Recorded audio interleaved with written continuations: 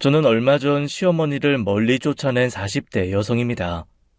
시어머니는 결혼 전부터 제가 남편보다 연상이라는 이유로 저를 달갑지 않게 여기셨어요. 저보다 남편이 고집부려 한 결혼이라 어쩔 수 없이 울며 겨자 먹기로 시킨 결혼이었죠. 그 후로도 며느리 자리가 아쉽다고 한 소리 할 때마다 남편이 든든하게 받쳐줘서 무시하며 살 수 있었습니다. 거기다 시어머니와 다르게 시아버지께서는 저를 참 많이 아끼시고 귀하게 대해주셨거든요. 무뚝뚝하셔서 표현이 많진 않으셨지만 한 번씩 수고했다, 고맙다며 묵직한 진심을 넣어 말씀하시곤 했죠.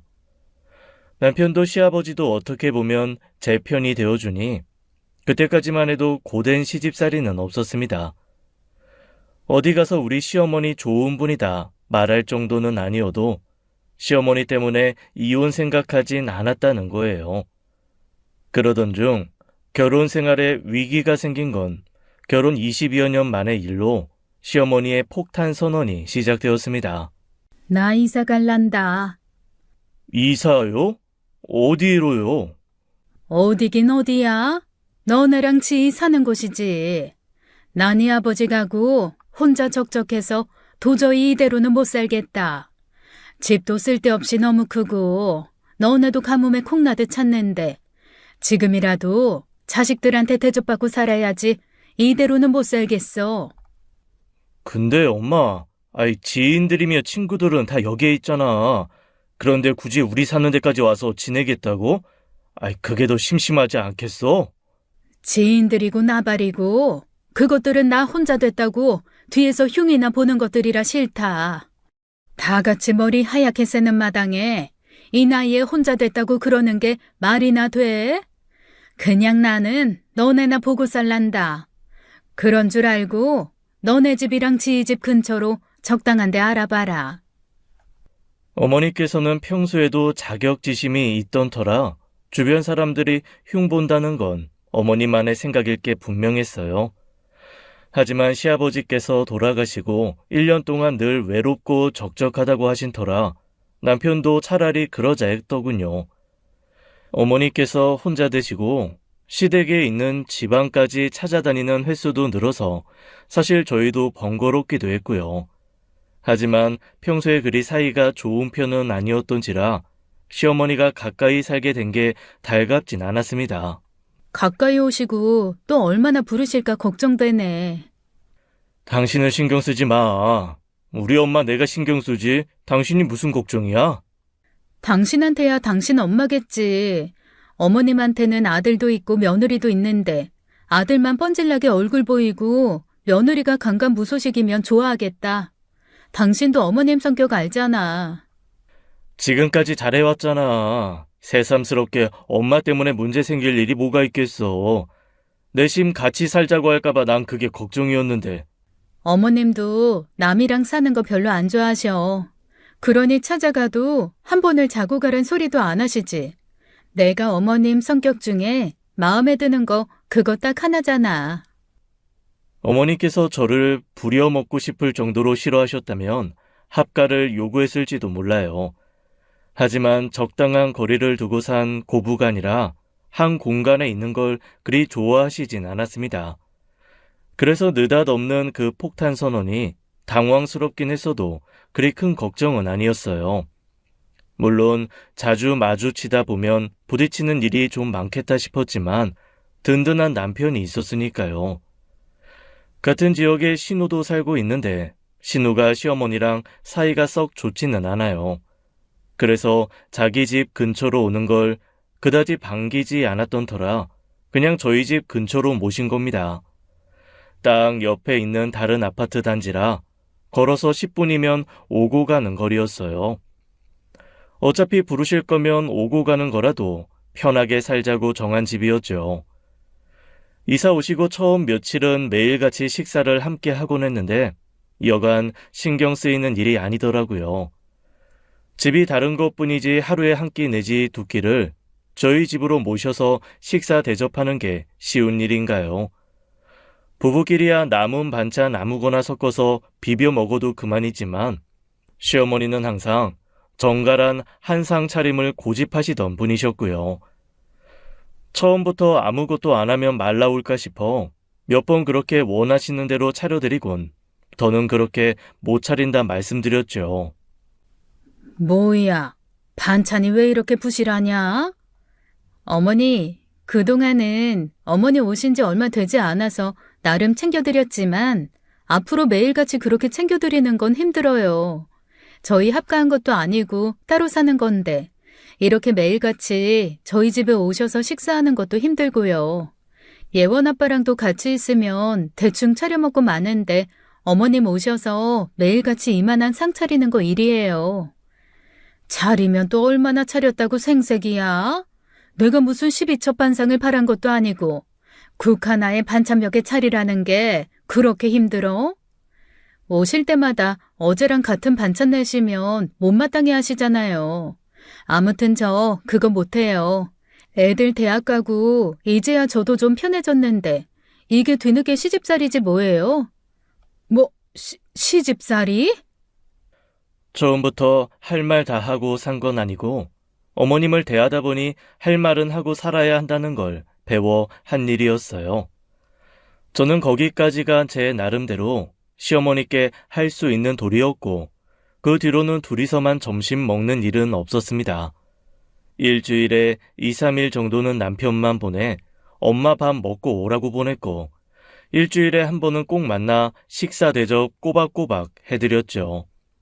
그다지 애틋한 모녀 사이는 아니어도 신우도 가끔 친정을 찾았고요. 또래 어머님들 하는 수영, 꽃꽂이, 요리교실 같은 문화센터 특강도 끊어드리면서 적적하시지 않게 신경도 썼어요. 그 정도면 충분히 가까이 사는 자식으로서의 도리는 했다고 생각했는데 어머님 성에는 안 찬 모양이었습니다. 이전의 폭탄 선언에 비하면 말문이 턱 막히는 어마어마한 폭탄 선언을 했으니까요. 나 재혼하련다. 네? 엄마, 그게 갑자기 무슨 말이야? 재혼이라니. 엄마, 뭐 잘못 먹었어? 생뚱맞게 새 남편을 드리겠다는 말에 저희 세 사람은 그야말로 입이 떡 벌어졌죠. 어쩐지 며칠 연락이 좀 뜸하다 했습니다. 저는 문화센터에서 만난 친구분들과 친구가 돼서 자연히 바빠졌다고 생각했지. 그 와중에 연애하고 있다는 건 꿈에도 몰랐어요. 뭘 그렇게 놀랄 일이라고 그렇게들 쳐다봐? 니들은 짝지어 살고 나만 혼자 살라는 법이 있어? 아니, 너무 황당하잖아. 재혼이라니. 엄마, 남자 있었어? 언제부터? 언제부터가 뭐가 중요해? 같이 늙어가는 마당에 서로 의지가 된다 싶으면 같이 살기도 하고 그러는 거지. 엄마, 나 지금 진지하게 묻는 거야. 어디서 만난 누군데?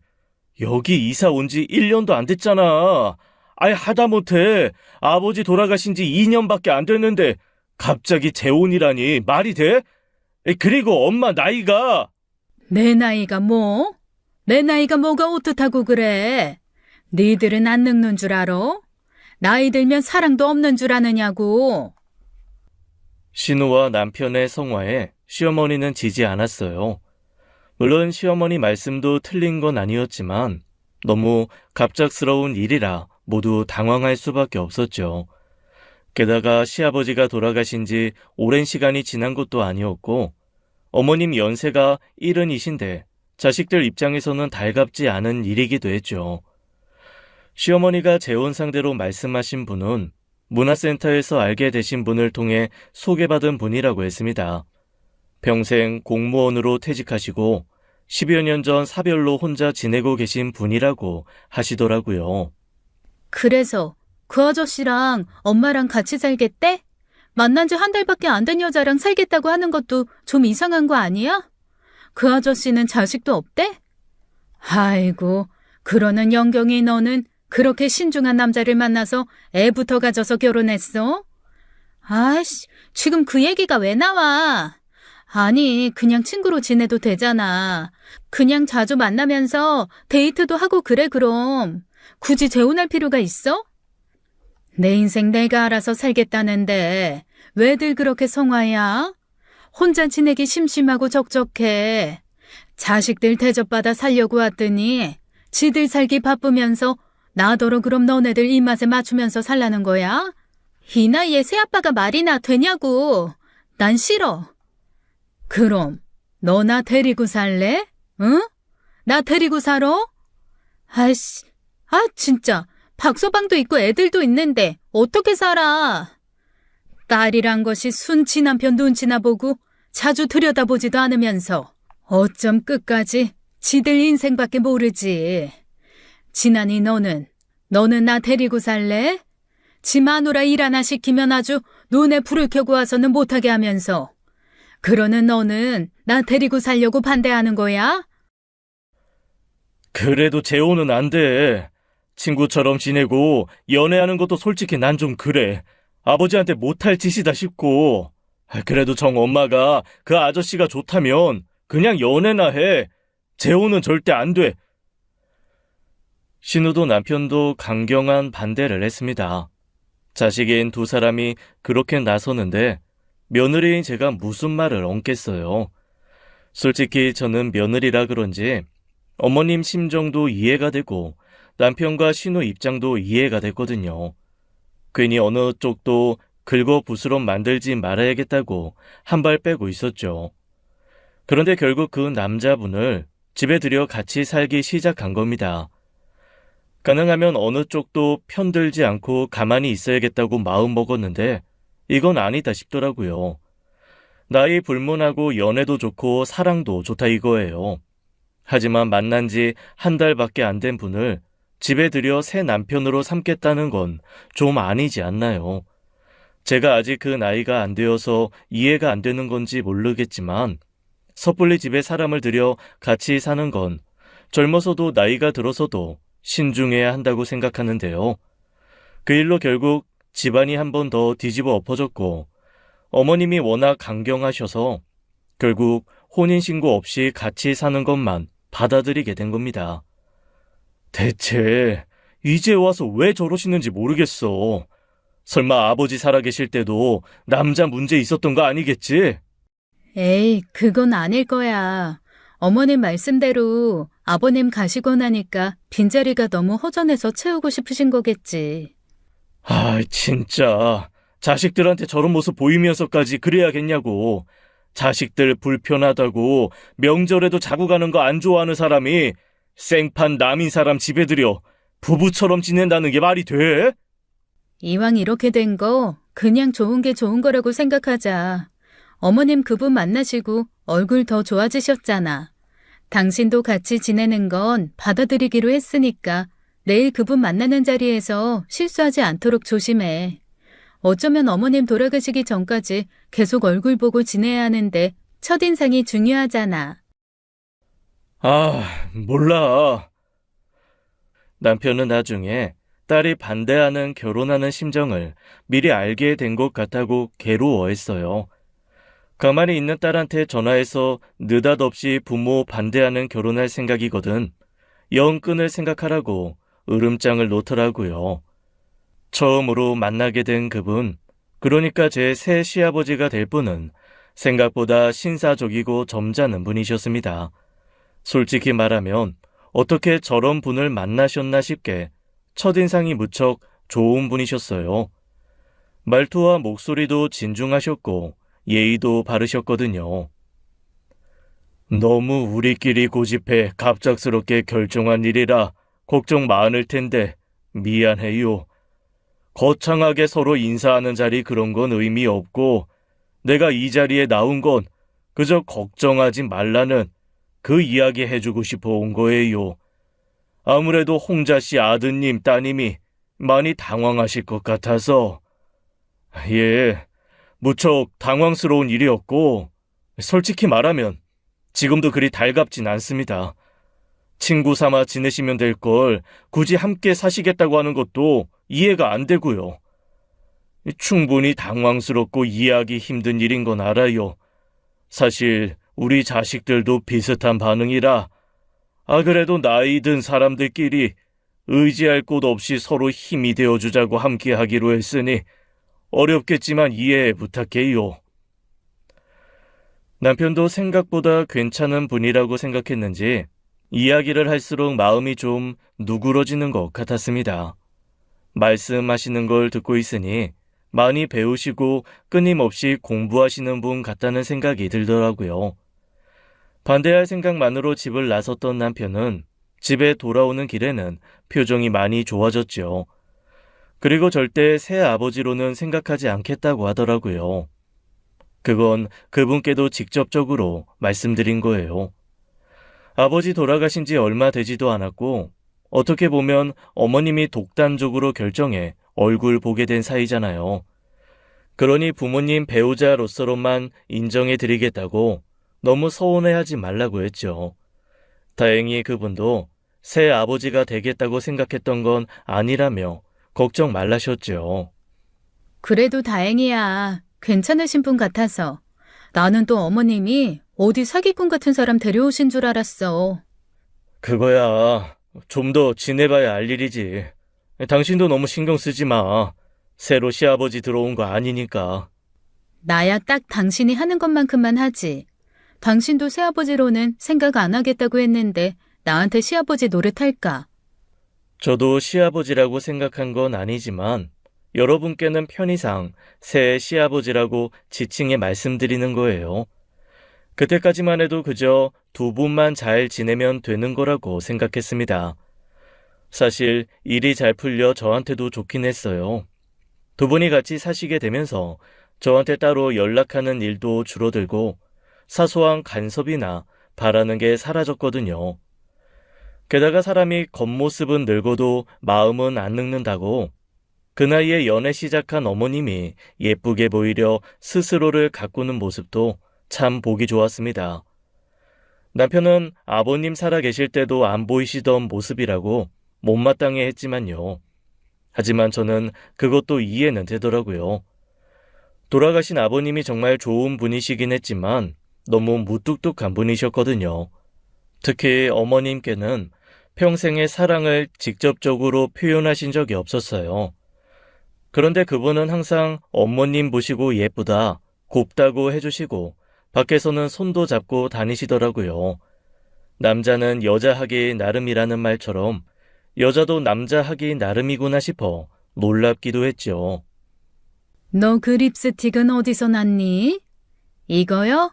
얼마 전에 선물 받은 거예요. 어머님 마음에 드세요? 같은 걸로 하나 사드릴까요? 어디 한번 줘봐라. 응, 색이 참 곱네. 이런 건 얼마나 한다니? 지금 입술에 바르고 있는 것도 있으면서 뭘 또 며느리 것까지 탐내. 적당히 해, 적당히. 그러지 마. 젊어 보이시고 좋은데 뭐. 어머님 요즘 50대로 회춘하신 것 같구만. 50대는 무슨? 엄마 바람 넣지 마. 진짠 줄 알아. 저는 남편과 달리 어머님의 새 연애를 전폭적으로 지지하는 사람이 되었고 새 시아버지와 함께 지내시면서 성격도 부드러워지는 시어머니가 반가웠습니다. 시아버지 앞에서 가장 여자이고 싶은 시어머니로부터 어떤 말을 듣게 될 줄도 모르고요. 일은 예기치 못한 곳에서 일어났어요. 식사를 마친 후 수박을 잘라내왔는데 갑자기 새 시아버지께서 제 팔을 덥석 잡으시는 겁니다. 너는 이렇게 말라가지고 손목에 힘이나 들어가니? 네? 아, 그럼요. 그런데 거리가 가깝기도 했고 그분이 앉은 채로 저를 힘주어 잡아당기다 보니 제 손이 그분의 중요 부위 쪽으로 간 거예요. 당황한 저는 은근히 힘을 주어 그분 손에서 손목을 뺐고 남편과 슬쩍 눈빛을 교환했죠. 평소에도 너무 말랐다고 이야기하시곤 했지만 그런 돌발 행동을 한 건 처음이었어요. 너무 정색하면 분위기 이상해질까봐 애써 웃으며 화제를 전환하려는데 계속 그 얘기를 하시는 겁니다.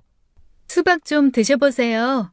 이 앞에 과일 가게에서 산 건데 씨도 별로 없고 참 달더라고요. 지난이 저는 살결이 유달리 희고 고와서 더 약해 보여. 지난이가 몸보심 좀 시켜줘야 하는 거 아니냐? 잘 먹는데 체질이 원래 그래요. 그래도 진환이는 참 좋겠다. 체질이든 뭐든 관리를 하니 좋을 건데, 처가 나이 들어도 가꾸는 사람이면 남들한테도 보이기도 좋고 말이야. 이 사람은 타고나기를 마른 체질이라 먹어도 살이 안 찌는 게 고민인데요, 뭐.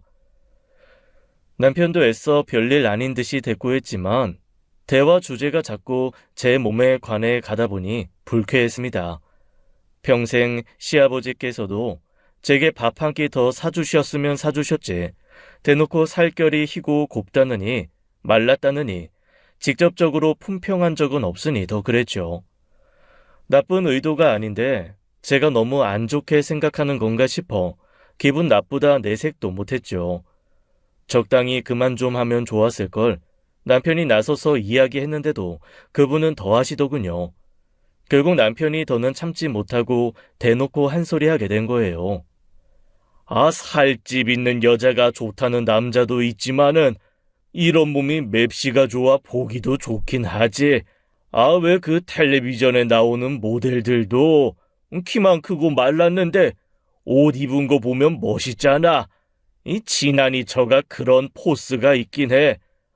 여기 이런 데가 볼륨은 없어도 걱정해 주시는 마음이면 감사하지만 거기까지만 해주셨으면 좋겠어요. 이 사람 불편해하는데 계속 이 사람 몸 이야기하는 거 좀 그런 것 같아서요. 아니 나는 그게 아니라. 당황한 새 시아버지를 거둔 건 시어머니였습니다.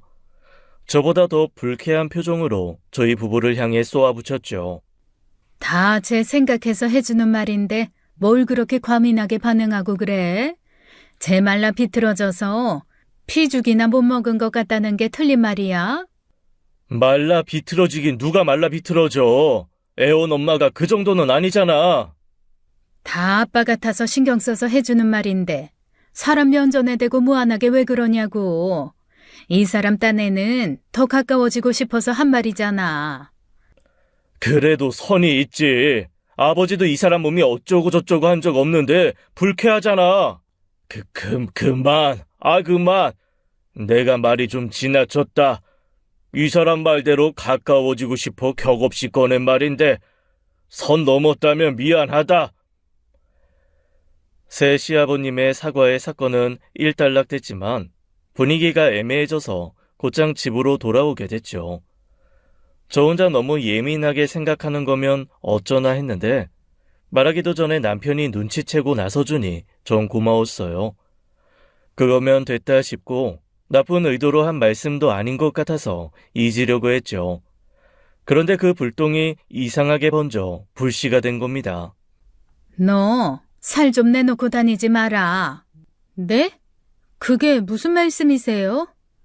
그래도 어른 앞인데 팔이나 맨다리를 내놓고 나오는 건 좀 아니잖아.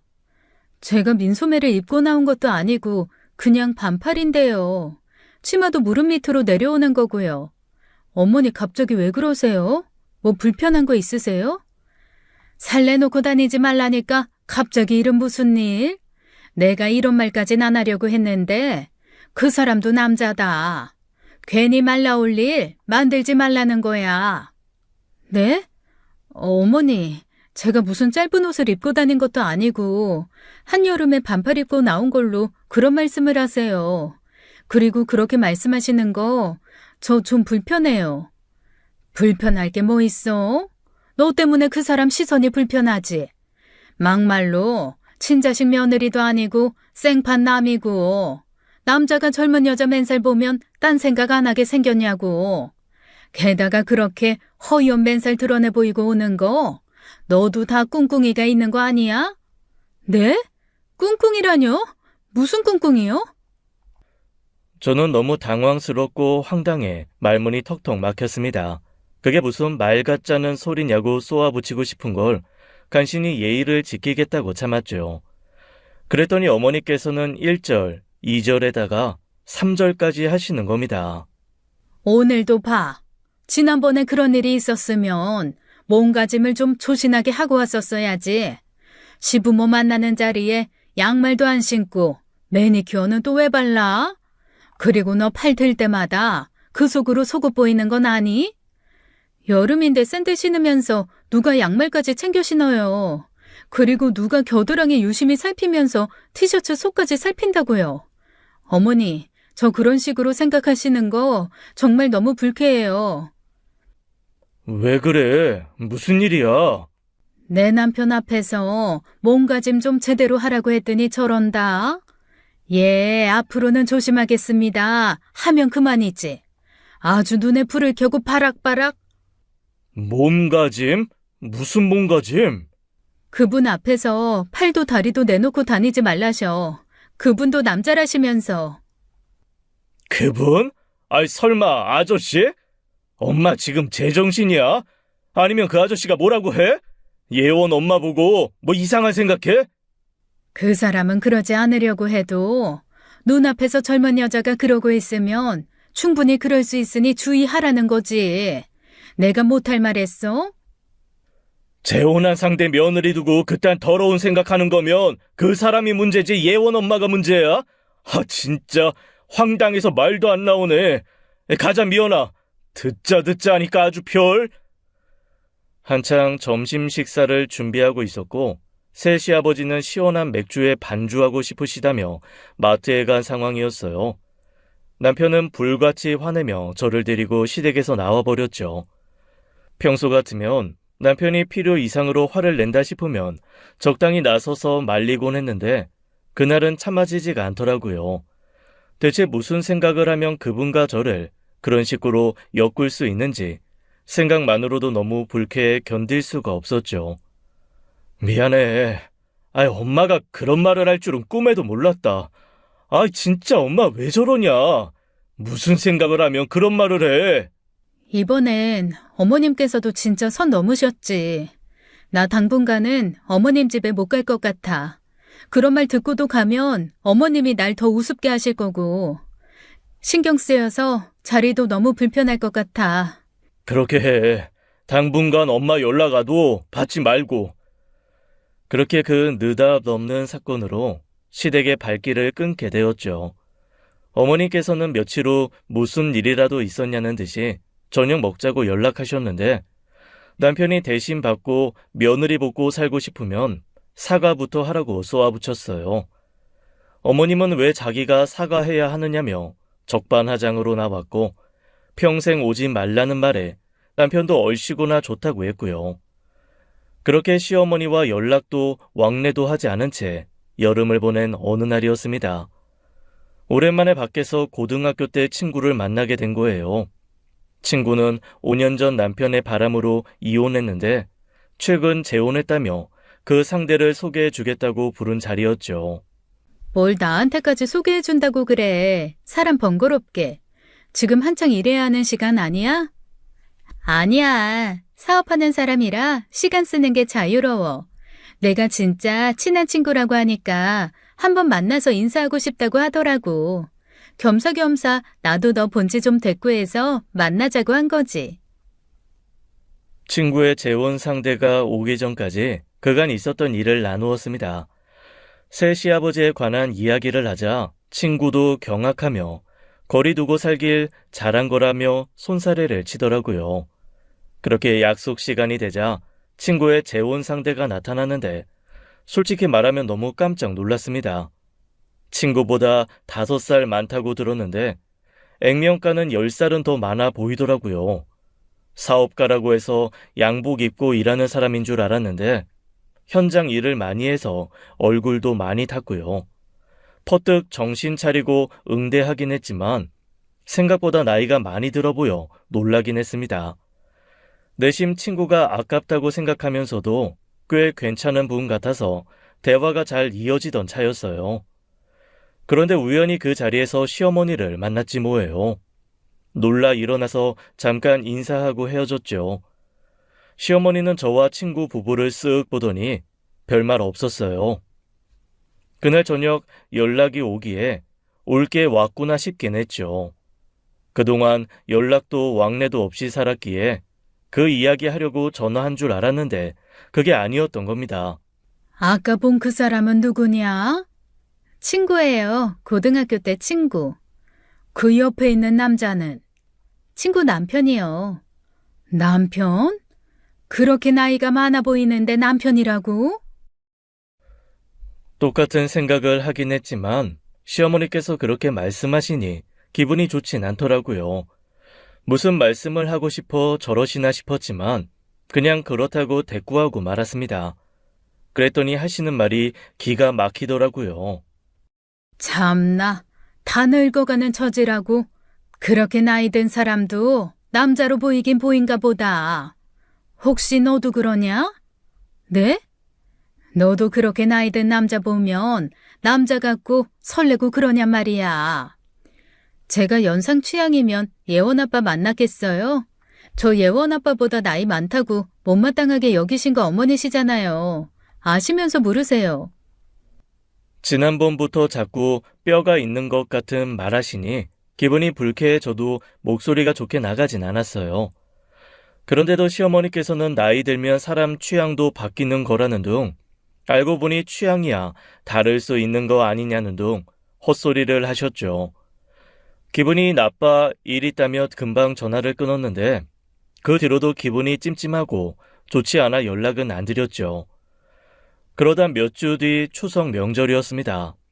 마음 같아선 모른 채 하고 지나가고 싶었는데 신우가 연락해 사정을 뻔히 알면서도 언제 올 거냐 묻더라고요. 일단 아가씨, 오빠 스케줄 봐야 알 것 같아요. 언니, 엄마 때문에 기분 상한 건 알겠는데 평생 연 끊고 살 것도 아닌데 명절은 챙겨야죠. 나도 우리 엄마 성격 잘 알아서 언니 기분 알아요. 그렇다고 명절까지 건너뛰면 역적되는 건 언니인데 그냥 적당히 무시하고 밥이나 한 끼 하고 와요. 솔직히 시어머니한테 역적이 되거나 말거나 상관은 없었습니다. 하지만 좋은 게 좋은 거라고 아가씨 말대로 연 끊고 남처럼 살 거 아니면 할 건 해야겠다 싶어 간 거예요. 신우가 그런 말을 했다고 하니 남편도 같은 생각인지 점심에 후다닥 밥이나 먹고 와버리자고 했고요. 더군다나 애들 앞에서 괜히 부끄러운 부모 모습 보이고 싶지 않아 적당히 체면치레나 하려고 했던 겁니다. 갔더니 음식은 어머님께서 다 해두셨고 저희는 밥만 먹으면 됐어요. 같이 지내게 되면서 저희 애들은 처음 본지라 그분과 어색한 식사 자리를 갖게 된 것이었죠. 적당히 식사를 끝낸 후 적어도 설거지는 제가 하고 가야겠다 싶더라고요. 그 많은 음식을 혼자 차리셨는데 설거지까지 맡기고 가자니 제 양심상 허락이 되지 않아서요. 그래서 설거지를 하려는데 고무장갑이 보이지 않더라고요. 그날 괜히 어머님께 트집 잡히기 싫어 더운데도 얇은 가디건 하나 걸치고 갔는데 설거지 하다 보니 그게 자꾸 흘러내려 소매가 좀 젖는 겁니다. 그래서 수도를 맞고 소매를 말아 올려야겠다 싶던 차였어요. 그런데 갑자기 뒤에서 누군가 손이 불쑥 나오더니 제 소매를 걷는 게 아니겠어요? 아이, 날도 더운데 차라리 벗고 하지. 그런데 그 자세가 영 이상한 자세였어요. 옆에서 걷어 올려준 것도 아니고 저보다 키가 두 뼘은 더 큰 그분이 저를 뒤에서 껴안은 모양새였거든요. 너무 놀라 어떻게 해야겠다 싶기도 전에 몸이 굳었고 어떻게 움직이는 건 좀 이상한 모양새가 되었죠. 괜찮다고 하려던 찰나 갑자기 뒤에서 빽 하고 비명소리가 들리는 거예요. 지금 뭐 하는 짓이야? 화들짝 놀란 저는 새 시아버지 품 안에서 돌아본 꼴이 됐고 저는 그제야 그 품 안에서 빠져나올 수 있었죠. 시어머니는 터질 것처럼 새빨개진 얼굴로 저를 노려보고 있었습니다. 그러니 얼마나 황당하겠어요. 제가 대체 뭘 했다고 저한테 화를 내나요? 화를 내더라도 해달란 사람도 없는데 갑자기 나타나 멋대로 소매 걷은 새 시아버지 탓 아닌가요? 손에 거품을 묻히고 수세미 든 꼴로 당황해 어버버하고 서 있었습니다. 그러자 시어머니가 다가와서 미친 듯이 쏘아붙이는 거예요. 너 지금 제정신이냐? 어? 네 자식도 있는 자리에서 부끄럽지도 않어? 제가 뭘요? 어머니, 저 그냥 설거지하고 있었어요. 그래. 아이, 내가 옷이 불편해 보여. 옷 좀 걷어주려고 한 것뿐인데. 내가 너 몸가짐 제대로 하라고 했니, 안 했니? 어? 이게 부끄러운 줄도 모르고 어딜 감히? 어머 세상에, 기가 막혀서 말이 안 나오네. 좋든? 좋아? 네 시아버지 품에 안겨 있으니 남자라고 좋아? 엄마! 눈이 돌아 제게 쏘아붙이는 시어머니를 보는데 저는 정말 미친 줄 알았습니다. 정신이 나갔다고 밖에는 그 상황이 설명이 되지 않더라고요. 남편도 그 소리를 듣고 그야말로 눈이 돌았고 저를 뒤에 두고 어머니를 앞에 두고 쏘아붙였죠. 엄마야말로 창피하지도 않아? 오랜만에 예원이도 오는 자리에서 지금 그게 할 말이냐고! 내가 할 말이다. 딸까지 와 있는데 지금 저 사람 품에 안겨서 설거지하는 꼴 좀 봐라. 네가 그 꼴을 못 봐서 그래. 직접 본 건 나라고. 어머니, 그게 아니라 갑자기 이분께서 오셔서 제 옷 걷어주시겠다고 해서 그런 거예요. 근데 왜 품에 안겨 있어? 그걸 왜 저한테 물으세요? 해달라고 하지도 않았는데 갑자기 뒤에서 불쑥 나타나서 그렇게 하신 걸. 지금 이 자리에서 제일 당황스러운 사람은 저예요. 어머님이 아니라 저라고요. 벼랑간 새 시아버지한테 꼬리치고 품에 안겨 설거지한 사람이 된 저는 억울해 미칠 것만 같았습니다. 다들 아니라고 하는데도 시어머니께서는 너희들이 뭘 아냐, 본 사람이 알지 하며 길길이 날뛰었어요. 결국 보다 못한 저희 가족은 그 자리에서 나와버렸고요. 억울하고 수치스럽기도 해서 오는 길에 눈물이 났습니다. 딸 앞에서 눈물 보인 게 처음이라 딸도 많이 놀랐죠. 오랜만에 만나 기분 좋게 시간을 보내야 할 명절에 그런 일이 있으니 얼마나 속상했겠어요. 불행 중 다행인 건 그 일을 빌미로 저는 시어머니와 연을 끊고 살 수 있게 되었다는 겁니다. 남편은 제게 더는 며느리 노릇 못 시키겠다며 부끄럽고 미안하다고 사과했어요. 남편이 잘못한 일도 아니고 새 시아버지 만난 후로 이상해져 버린 어머니 탓이라 남편이 불쌍했죠. 딸도 다시는 할머니 집에 가지도 말고 연락도 받지 말라고 분개하며 자취방으로 돌아갔습니다. 그런데 그 뒤로 어머님은 그 일에 대한 보복이라도 하는 것처럼 오히려 시도 때도 없이 찾아오는 거예요. 야! 문 열어라, 문! 어머니, 연락도 없이 어쩐 일이세요? 그래서 불만 있냐? 그렇다고 특별히 용건이 있는 것도 아니었습니다. 부엌에 들어와 냉장고며 찬장 문을 열어 젖히며 이상한 트집을 잡는 거예요. 반창통은 왜 저런 걸 샀냐? 조미료를 왜 여기다 보관하냐? 냉장고에서 냄새 나는데 너는 코도 없냐? 느닷없이 찾아와 그러니 미칠 노릇이었죠. 물 달라, 차 달라, 밥 달라고 해서 처음엔 어떻게 하시나 보려고 드렸어요. 그런데 정수기에서 따라오는 걸 뻔히 보면서도 물 한 잔에도 수돗물 같다고 트집 잡으니 가시라고 내보냈죠. 그런데 다음날 또 찾아오고 그 다음 날에도 또 찾아오는 시기였어요. 없는 척하면 이웃이 무슨 일이 있나 하고 나와볼 정도로 문을 두드리고 현관 앞에서 그만 좀 오시라 한마디 하면 세상 천지 이런 며느리 없다고 눈물바라 마시고요. 영 끊고 살자고 한 마당에 눈치 볼 게 뭐가 있었겠어요. 이판사판 하고 싶은 말 다 했죠. 어머니, 대체 왜 이러시는 거예요? 저한테 바라시는 게 뭔데요? 나한테 할 말 없냐? 무슨 말이요? 하실 말씀은 어머님께서 있는 것 같은데요. 그럼 그렇지. 네가 곧 죽어도 인정을 안 하겠지? 너 그날 무슨 꿍꿍이었어? 아, 미치겠네 진짜. 대체 무슨 꿍꿍이요? 어머니, 진짜 왜 이러세요? 그분은 그냥 어머님 남편분이신데 제가 무슨 꿍꿍이요? 어머니, 저 어머님 아들이랑 사는 사람이에요. 제가 지금 어머님 아들 두고 예원이 아빠 두고 무슨 꿍꿍이를 가졌다는 거예요? 근데 그럼 그날 왜 네 시아버지랑 껴안고 있었니? 껴안은 거 아니라고요. 저 설거지하고 있었잖아요. 어머님이 싫다고 하셔서 더운 날 가디건까지 입고 와서 설거지하다가 그런 거잖아요. 설거지를 하려거든 설거지만 하면 될 것이지 왜 그러고 있었냐고. 내가 그럼 헛것을 봤다는 거야? 적당히 설거지라고 둘러대면 내가 지난 이처럼 그냥 넘어갈 줄 알았어? 그때 네 시아버지랑 껴안고 있었잖아. 속이 터지고 답답한 심정이 바로 그런 것일 겁니다. 진짜 한마디로 말해 미쳐버리겠더라고요. 아무리 그게 아니라고 말해도 본인 말이 맞다 우기는데 멀쩡한 사람 하나 미친 사람으로 만드는 거 일도 아니겠다 싶더군요. 결국 머리를 쥐어짜고 발을 동동 구르며 비명을 내지르기 시작했고 당황한 시어머니는 주춤거리더니 그제야 돌아가시더라고요. 어머님이 가시고도 너무 억울하고 화가 나서 거실 쿠션에 얼굴을 묻고 비명을 내지르며 울분을 삭혀야 했습니다. 그리고 그날 남편이 돌아오자마자 이혼하자고 했어요. 이혼해. 뭐? 아이, 그게 대체 무슨 소리야? 이혼이라니. 나보고 하는 소리야? 당신이랑 살면서 어머님 마주치고 살다간 제명에 못 살겠어. 제명에 산데도 그냥 미쳐버릴 것 같아. 왜? 엄마가 또 뭐라고 해? 남편은 분노로 부들거리는 제 말을 들어주었습니다.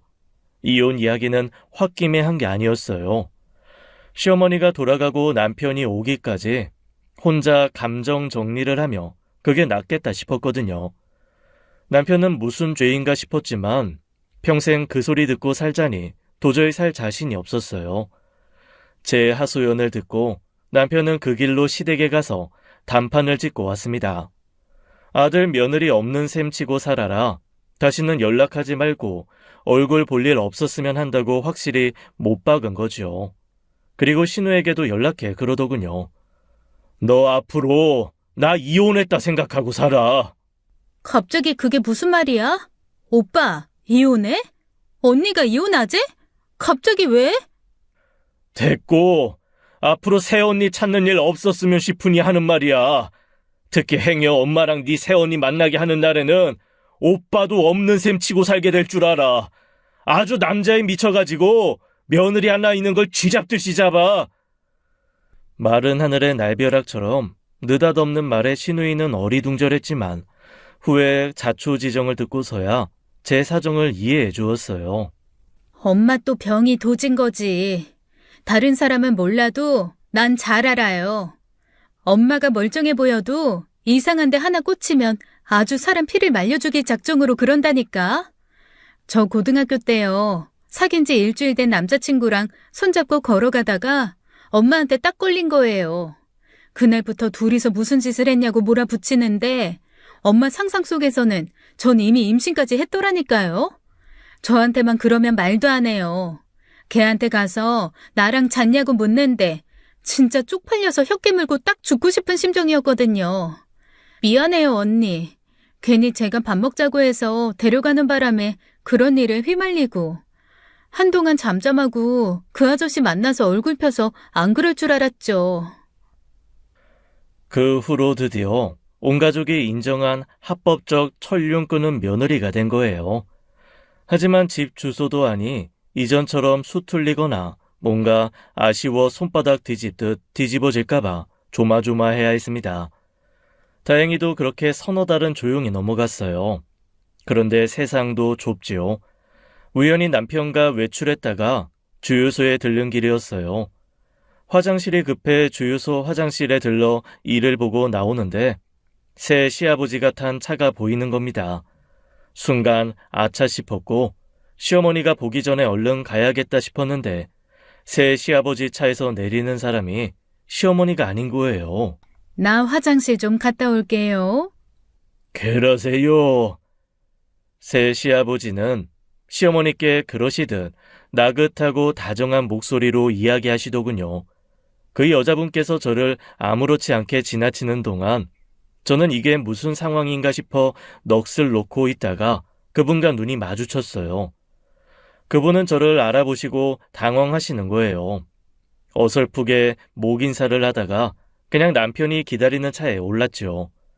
마침 남편도 저를 바라보고 있다가 그분을 보게 되었는데 별말이 없더라고요. 봤어? 어떻게 된 거야? 설마 어머님 헤어지셨나? 몰라, 헤어지든 말든.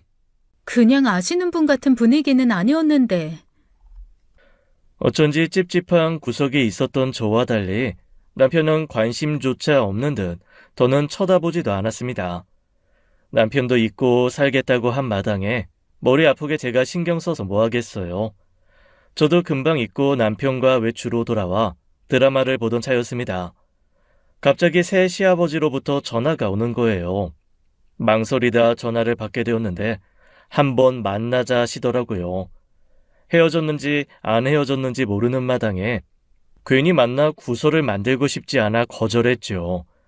그런데 한사코 한 번만 만나자고 할 이야기가 있다는 거예요. 남편을 내보내겠다고 했더니 꼭 저한테 해야 할 이야기라고 했죠. 그래도 저는 따로 만나 듣거나 드릴 말씀 없다고 거절했고요. 남편에게도 그 사실을 이야기했더니 남편이 잘했다고 절대 만나지 말라더라고요. 그런데 세상에 집 앞까지 찾아온 겁니다. 남편 출근 후 마트 가려고 집을 나섰다가 얼마나 놀랐는지 몰라요.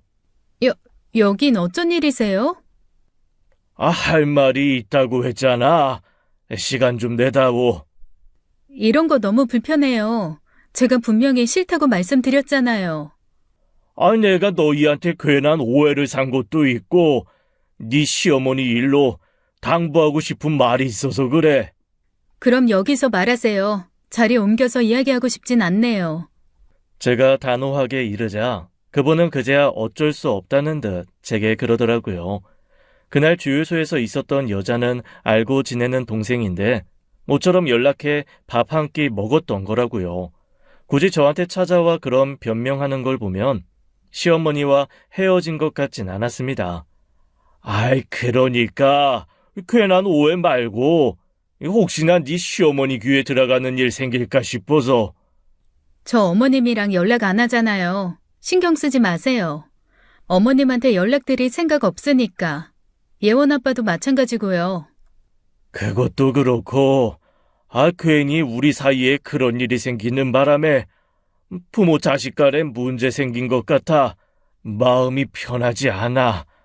그건 미연이 너도 마찬가지일 거라고 생각한다. 네? 우리 사이요? 저기요. 우리 사이가 아니라 아저씨께서 괜히 오해 살 행동을 해서 벌어진 일이잖아요. 그런데 왜 이 문제에 저까지 책임이 있다는 식으로 말씀하세요? 그건 아니고 내가 말을 잘못했구나. 난 좀 친근하게 군다고 한 행동이 그런 오해를 살 수 있다는 걸 미처 생각하지 못했다.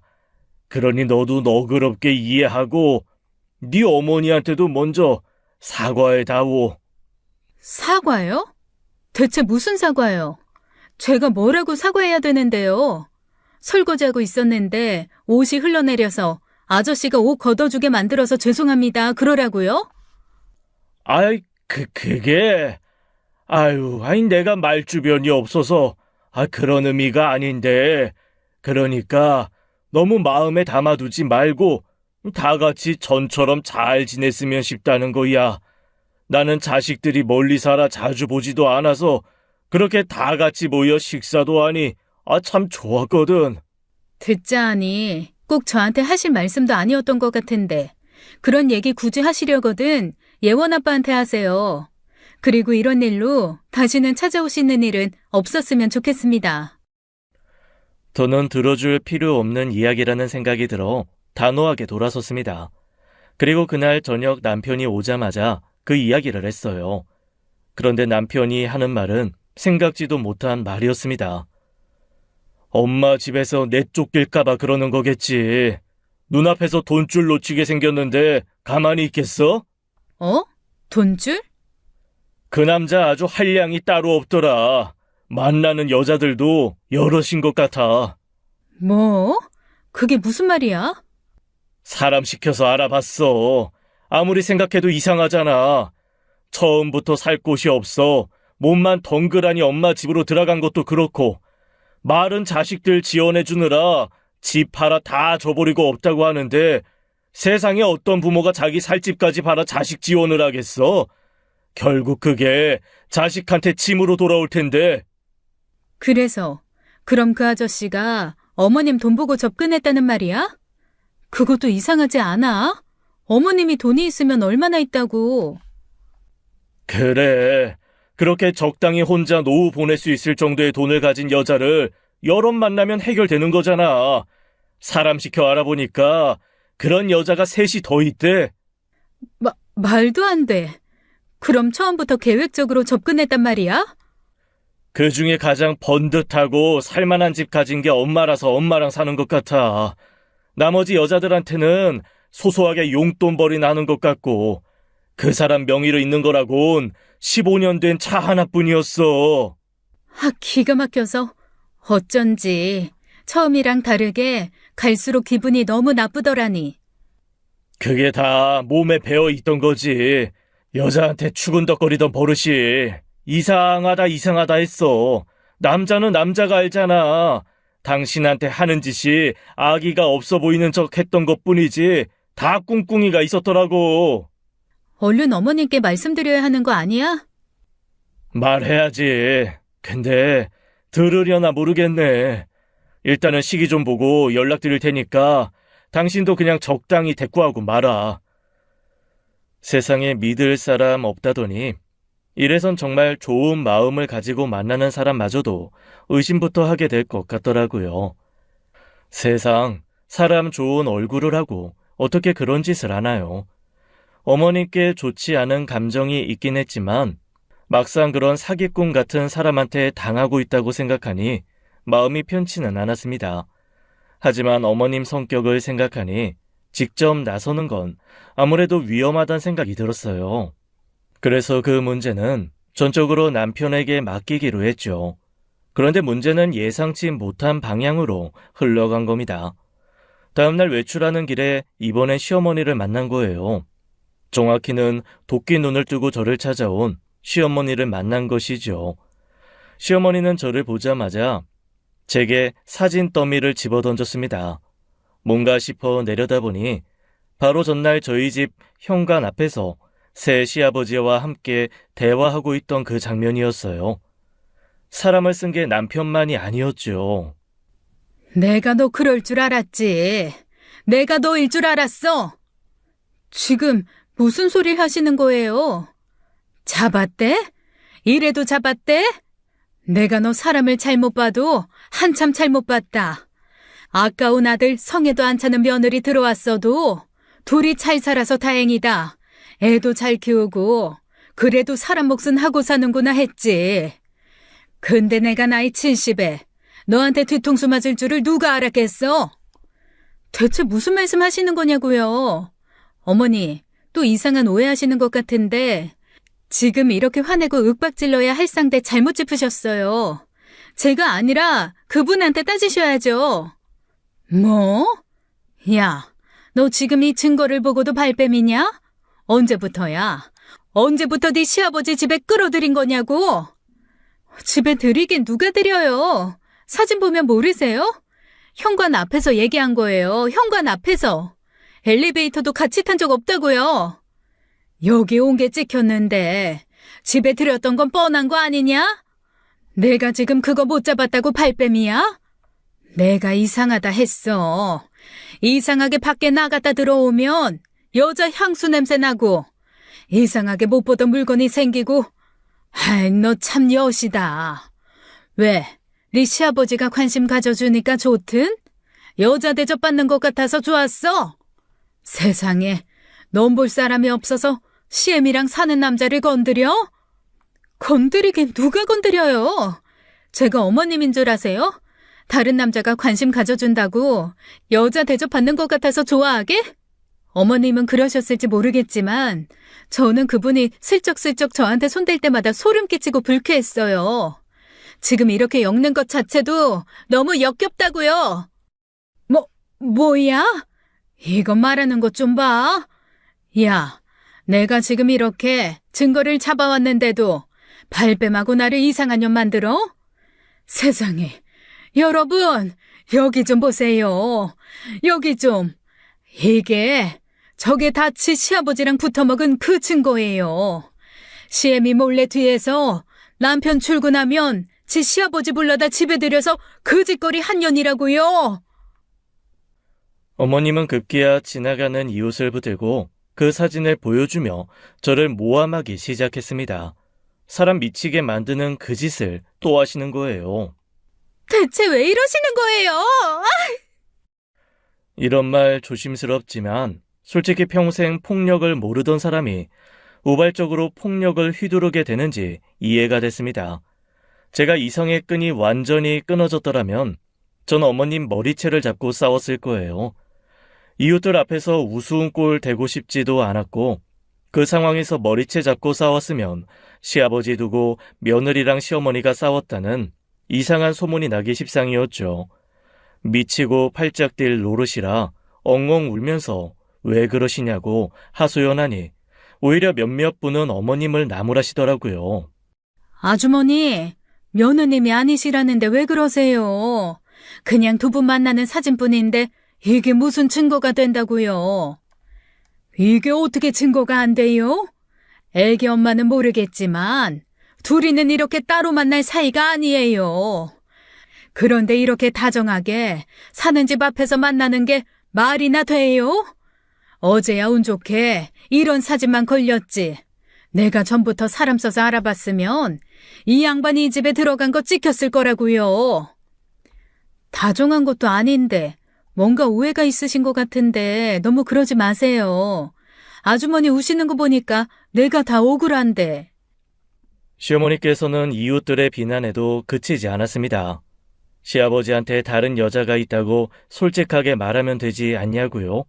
제가 안 했겠습니까? 울면서 진짜 만나는 여자는 따로 있는데 왜 저한테 와서 그러냐고 했지만 소용없었어요. 이미 귀 닫고 눈앞에 증거 같지도 않은 사진 하나만으로 오로지 자기 생각이 맞다고 우기고 있었으니까요. 결국 경비 아저씨께서 저희 남편에게 연락했고 주민 신고를 받은 경찰까지 왔죠. 어머님은 경찰을 보고서도 자기 며느리가 자기 남편이랑 붙어 먹었다고 잡아가라고 성하였어요. 그 꼴을 뒤늦게 온 남편이 보게 됐고 남편은 거의 어머님을 때릴 듯이 다가와 고래고래 소리를 질렀죠. 아이 진짜 엄마 노망났어? 일단 진정하세요. 이것 좀 놔보세요.